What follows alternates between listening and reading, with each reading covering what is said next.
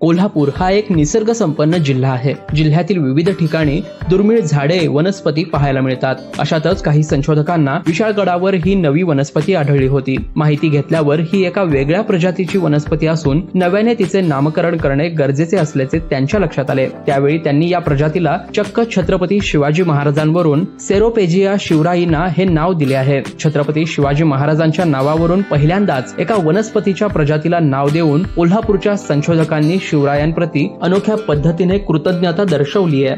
तर फायटोटॅक्सा या न्यूझीलंड येथून प्रकाशित होणाऱ्या आंतरराष्ट्रीय नियतकालिकात देखील या संदर्भातील शोधनिबंध नुकताच प्रकाशित देखील झाला आहे। मी सध्या शिवाजी विद्यापीठातील न्यू कॉलेजमध्ये पीएचडी काम करत आहे।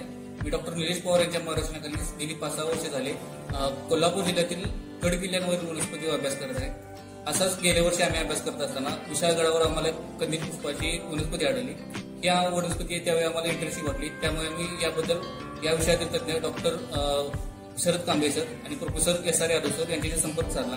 तर त्यांनी ही वनस्पती नवीन असल्याचा निष्कर्ष काढला आणि त्याबद्दल आम्ही हा पेपर आंतरराष्ट्रीय जर्नल फायटोटॅक्सामध्ये आम्ही सबमिट केला होता।